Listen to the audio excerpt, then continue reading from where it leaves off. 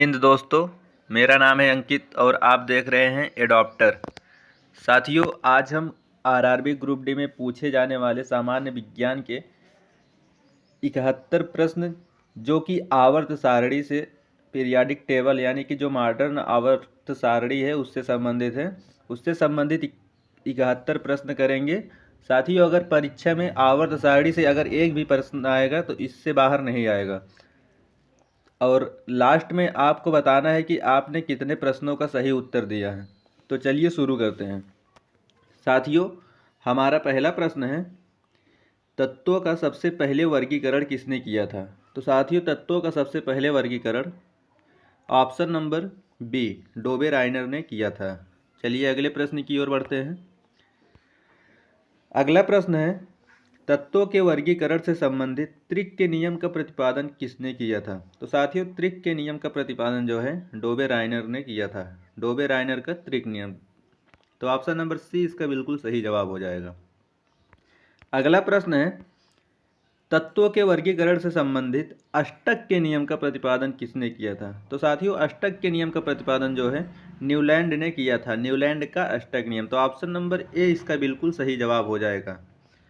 अगला प्रश्न है, किस वैज्ञानिक ने सर्वप्रथम आवर्त सारणी का निर्माण किया?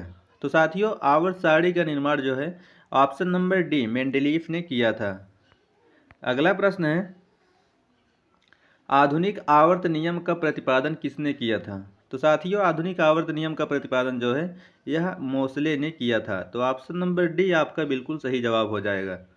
अगला प्रश्न है, मेंडलीफ की आवर्त सारणी में तत्वों के वर्गीकरण का आधार क्या है? तो साथियों, मेंडलीफ की जो आवर्त सारणी है उसमें तत्वों के वर्गीकरण का आधार जो है परमाणु द्रव्यमान है। तो इस प्रकार आपका ऑप्शन नंबर ए इसका बिल्कुल सही जवाब हो जाएगा। अगला प्रश्न है, आधुनिक आवर्त सारणी में तत्वों के वर्गीकरण का आधार क्या है? साथियों, आधुनिक आवर्त सारणी में तत्वों के वर्गीकरण का आधार जो है यह परमाणु संख्या है। तो ऑप्शन नंबर बी आपका बिल्कुल सही जवाब हो जाएगा।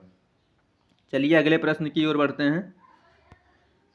आधुनिक आवर्त सारणी में वर्गों यानी कि ग्रुप्स की कुल संख्या कितनी है? तो साथियों, ग्रुप्स की कुल संख्या जो है 18 है। तो ऑप्शन नंबर डी आपका बिल्कुल सही जवाब हो जाएगा। अगला प्रश्न है, आधुनिक आवर्त सारणी में आवर्त की कुल संख्या कितनी है? तो साथियों, आवर्त की कुल संख्या जो है 7 है। अगला प्रश्न है, आधुनिक आवर्त सारणी में तत्वों को व्यवस्थित किया गया है।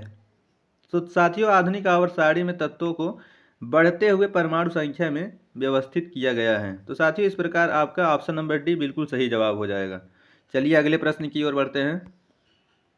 किस वर्ग के तत्वों को सिक्का धातु कहा जाता है? तो साथियों, सिक्का धातु जो है वह 11वें वर्ग के तत्वों को कहा जाता है। चलिए अगले प्रश्न की ओर बढ़ते हैं। अगला प्रश्न है साथियों, शून्य समूह में रखे गए तत्व किस नाम से जाने जाते हैं? तो साथियों, शून्य समूह में रखे गए तत्व जो हैं वह निष्क्रिय तत्व के नाम से जाने जाते हैं। तो ऑप्शन नंबर डी आपका बिल्कुल सही जवाब हो जाएगा। चलिए अगले प्रश्न की ओर बढ़ते हैं। सबसे भारी धातु है? तो साथियों, सबसे भारी धातु जो है वह ओस्मियम है। तो ऑप्शन नंबर डी आपका बिल्कुल सही जवाब हो जाएगा। अगला प्रश्न है, सबसे हल्की धातु है? तो साथियों, सबसे हल्की धातु जो है वह लिथियम है। अगला प्रश्न है, निम्न में से कौन सा तत्व सर्वाधिक विद्युत ऋणात्मक है? तो साथियों, इसका सही जवाब हो जाएगा ऑप्शन नंबर बी फ्लोरीन जो है सर्वाधिक विद्युत ऋणात्मक तत्व है। अगला प्रश्न है, आधुनिक आवर्त सारणी के समूह एक में मौजूद एकमात्र अधातु कौन है? तो साथियों, इसका सही जवाब हो जाएगा ऑप्शन नंबर सी हाइड्रोजन, जिसका परमाणु क्रमांक जो है 1 है। चलिए अगले प्रश्न की ओर बढ़ते हैं। अगला प्रश्न है, आवर्त सारणी में अधातु को किस ओर स्थान दिया गया है? तो साथियों, आवर्त सारणी में अधातु को आवर्त सारणी के दाएं ओर स्थान दिया गया है। चलिए अगले प्रश्न की ओर बढ़ते हैं। अगला प्रश्न है, वे तत्व जो इलेक्ट्रॉन को ग्रहण करते हैं और ऋणात्मक आयन बनाते हैं। तो साथियों, इसका सही जवाब हो जाएगा ऑप्शन नंबर बी अधातु। ये साथियों, अधातु का परिभाषा जो होता है यह इलेक्ट्रॉन को ग्रहण करते हैं और ऋणात्मक आयन बनाते हैं। और धातु जो होता है इसका जस्ट अपोजिट होता है। धातु इलेक्ट्रॉन त्यागने का काम करता है और उस पर धनात्मक आयन आता है। चलिए अगले प्रश्न की ओर बढ़ते हैं। किस वर्ग के तत्वों का गलनांक उच्चतम होता है? तो साथियों इसका सही जवाब हो जाएगा ऑप्शन नंबर सी, फोर्थ ए के तत्वों का जो गलनांक होता है वह उच्चतम होता है। अगला प्रश्न है, आवर्त में दाएं से बाएं जाने पर इलेक्ट्रॉन प्रीति में क्या परिवर्तन होता है? तो साथियों आवर्त में दाएं से बाएं जाने पर जो है इलेक्ट्रॉन प्रीति में जो है बढ़ता है। तो ऑप्शन नंबर ए साथियों इसका बिल्कुल सही जवाब हो जाएगा। चलिए अगले प्रश्न की ओर बढ़ते हैं।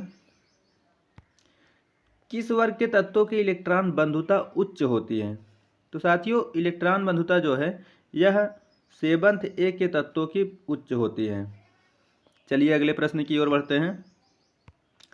आवर्त सारणी को कितने ब्लॉक में बांटा गया है? तो साथियों आवर्त सारणी को जो है 4 ब्लॉक में बांटा गया है, एस, पी, डी और एफ। चलिए अगले प्रश्न की ओर बढ़ते हैं। किस ब्लॉक का तत्व साधारणतः रंगीन यौगिक का निर्माण करता है? तो साथियों इसका सही जवाब हो जाएगा option number A, S block का तत्व जो है यह रंगीन यौगिक का निर्माण करते हैं। तो ऑप्शन नंबर ए आपका बिल्कुल सही जवाब हो जाएगा। चलिए अगले प्रश्न की ओर बढ़ते हैं। जब कोई उदासीन परमाणु एक इलेक्ट्रॉन ग्रहण करता है तो उसके उपरांत उत्पन्न ऊर्जा कहलाता है। तो साथियों इसका सही जवाब हो जाएगा ऑप्शन नंबर ए, इलेक्ट्रॉन बंधुता। तो ऑप्शन नंबर ए आपका बिल्कुल सही जवाब हो जाएगा। चलिए अगले प्रश्न की ओर बढ़ते हैं। किस वर्ग के तत्वों को मुद्रा धातु कहते हैं? तो साथियों मुद्रा धातु जो है यह फर्स्ट बी के वर्ग के तत्वों को कहा जाता है। तो ऑप्शन नंबर सी आपका बिल्कुल सही जवाब हो जाएगा। चलिए अगले प्रश्न की ओर बढ़ते हैं। मेंडलीफ का संबंध किस देश से है? तो साथियों मेंडलीफ का संबंध जो है यह रूस से है। अगला प्रश्न है, आधुनिक आवर्त सारणी के किस समूह में केवल 7 तत्व हैं? तो साथियों आधुनिक आवर्त सारणी के ऑप्शन नंबर ए, फर्स्ट समूह में 7 तत्व हैं। तो ऑप्शन नंबर ए आपका बिल्कुल सही जवाब हो जाएगा। चलिए अगले प्रश्न की ओर बढ़ते हैं। किस वर्ग के तत्वों की संयोजकता 2 होती है? तो साथियों ऑप्शन नंबर बी, सेकंड एक वर्ग के तत्वों की संयोजकता जो है 2 होती है। चलिए अगले प्रश्न की ओर बढ़ते हैं। अगला प्रश्न साथियों सबसे हल्का तत्व है। तो साथियों सबसे हल्का तत्व जो है वह हाइड्रोजन है। तो ऑप्शन नंबर ए आपका बिल्कुल सही जवाब हो जाएगा। चलिए अगले प्रश्न की ओर बढ़ते हैं। पृथ्वी पर सबसे अधिक मात्रा में पाया जाने वाला धातु तत्व है। तो साथियों पृथ्वी पर सबसे अधिक मात्रा में पाया जाने वाला धातु तत्व जो है वह एल्यूमिनियम है। तो ऑप्शन नंबर बी आपका बिल्कुल सही जवाब हो जाएगा। साथियों आपसे निवेदन है कि आप अपने दोस्तों के पास अधिक से अधिक मात्रा में वीडियो को शेयर करें और चैनल को सब्सक्राइब कर लें ताकि हम जब भी वीडियो डालें तो आपके पास नोटिफिकेशन जरूर पहुंचे।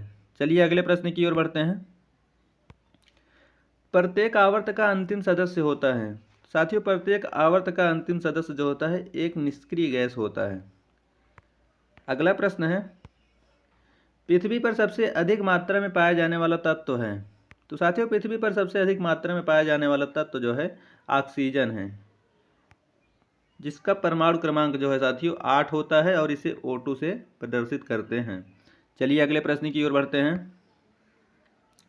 अगला प्रश्न है, आवर्त सारणी के दूसरे तथा तीसरे आवर्त में कितने तत्व हैं? तो साथियों इसका सही जवाब हो जाएगा ऑप्शन नंबर बी, 8 तत्व। अगला प्रश्न है, प्रत्येक आवर्त का पहला सदस्य होता है। तो साथियों प्रत्येक आवर्त का पहला सदस्य जो होता है एक क्षार धातु होता है।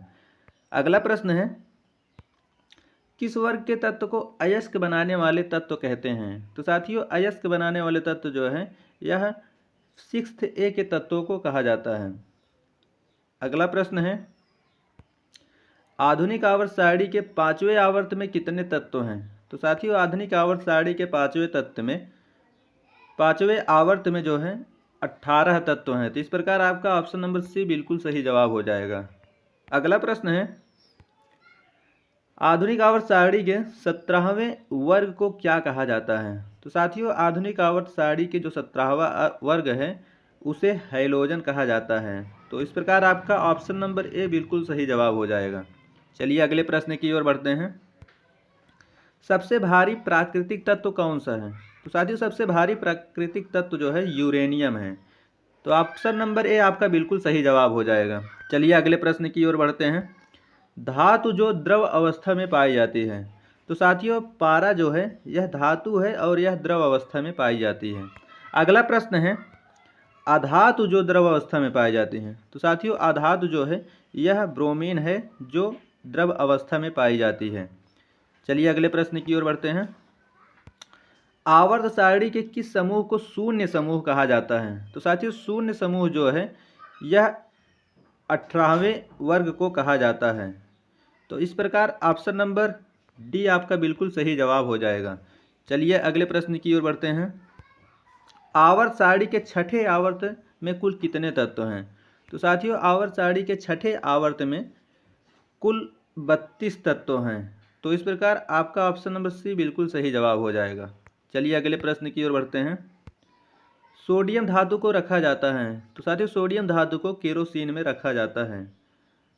अगला प्रश्न है चाकू से काटी जा सकने वाली धातु कौन सी है? तो साथियों चाकू से काटी जा सकने वाली धातु सोडियम, लिथियम, पोटेशियम तीनों धातुओं को चाकू से काटा जा सकता है। तो इस प्रकार आपका ऑप्शन नंबर डी यानी कि उपयुक्त तीनों सही जवाब हो जाएगा। चलिए अगले प्रश्न की ओर बढ़ते हैं। किस आधातु में धातुई चमक पाई जाती है? तो साथियों ऑप्शन नंबर डी आयोडीन जो है आधातु है और इसमें धातुई चमक पाई जाती है। तो इस प्रकार आपका ऑप्शन नंबर डी बिल्कुल सही जवाब हो जाएगा। अगला प्रश्न है आवर्त सारणी में किस तत्व की उच्चतम इलेक्ट्रॉन बंधुता होती है? तो साथियों इसका सही जवाब हो जाएगा ऑप्शन नंबर बी क्लोरीन की जो है उच्चतम इलेक्ट्रॉन बंधुता होती है। चलिए अगले प्रश्न की ओर बढ़ते हैं। आवर्त सारणी के तीसरे और चौथे समूह का सामान्य गुणधर्म क्या है? तो साथियों तीसरे और चौथे समूह का सामान्य गुणधर्म जो है यह क्षारीय और अम्लीय दोनों हैं। तो ऑप्शन नंबर ए इसका बिल्कुल सही जवाब हो जाएगा। चलिए अगले प्रश्न की ओर बढ़ते हैं। न्यूलैंड के समय ज्ञात तत्वों की संख्या कितनी थी? तो साथियों न्यूलैंड के समय ज्ञात तत्वों की संख्या 56 थी। तो ऑप्शन नंबर सी आपका बिल्कुल सही जवाब हो जाएगा। आपको मैंने पहले बताया है कि न्यूलैंड ने जो है अष्टक नियम दिया था। चलिए अगले प्रश्न की ओर बढ़ते हैं।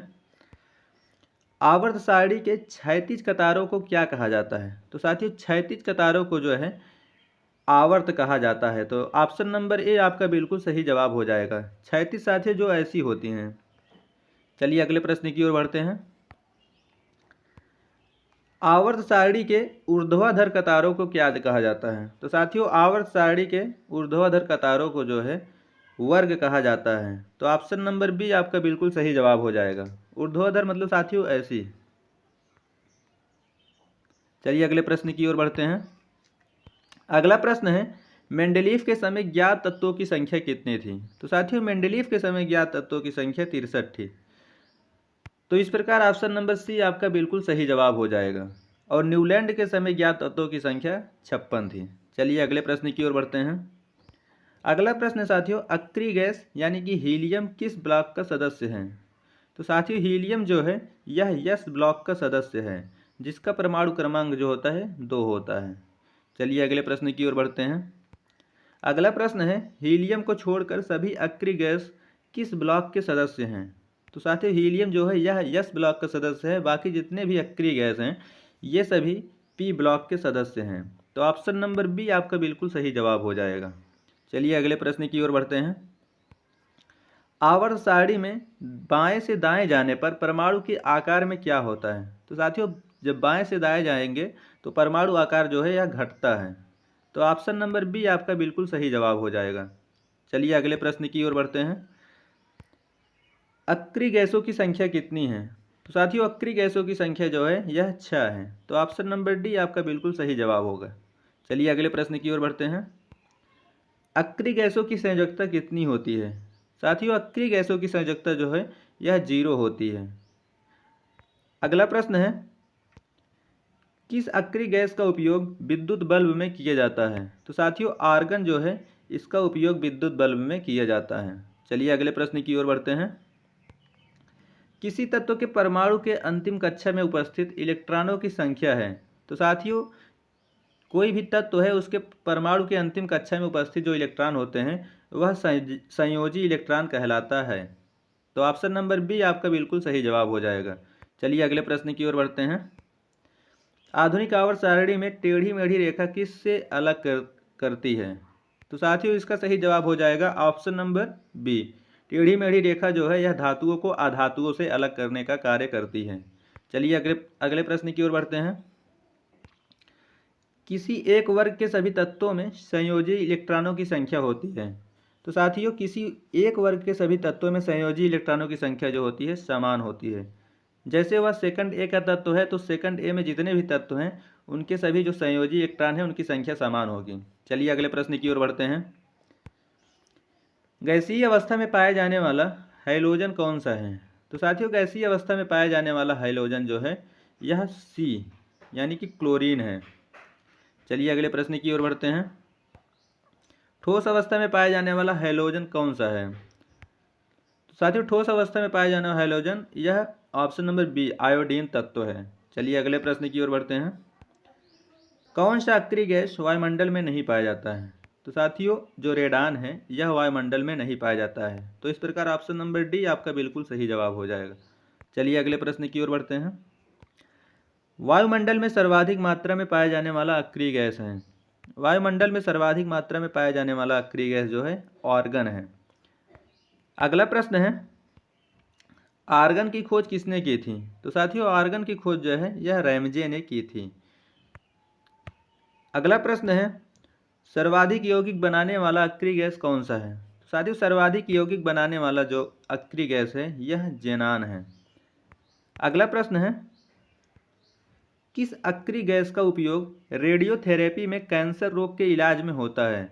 तो साथियों इसका सही जवाब हो जाएगा ऑप्शन नंबर ए रेडॉन जो है इसका उपयोग रेडियोथेरेपी में कैंसर रोग के इलाज में किया जाता है। चलिए अगले प्रश्न की ओर बढ़ते हैं। हीलियम के बाह्यतम कक्षा में कितने इलेक्ट्रॉन होते हैं? तो साथियों हीलियम के बाह्यतम कक्षा में 2 इलेक्ट्रॉन होते हैं। तो ऑप्शन नंबर ए आपका बिल्कुल सही जवाब हो जाएगा। अगला प्रश्न है साथियों किस अम्ल से दूध में खट्टापन पैदा होता है? यह साथियों आपके लिए होमवर्क के रूप में है। इसमें ऑप्शन दिए गए हैं ऑक्जेलिक अम्ल, लैक्टिक अम्ल, सिट्रिक अम्ल, एसिटिक अम्ल। आपको कमेंट बॉक्स में बताना है कि इसमें से कौन सा ऑप्शन सही होगा। साथियों अगर वीडियो अच्छी लगी हो तो हमारे चैनल को लाइक, सब्सक्राइब और शेयर ज़रूर करें।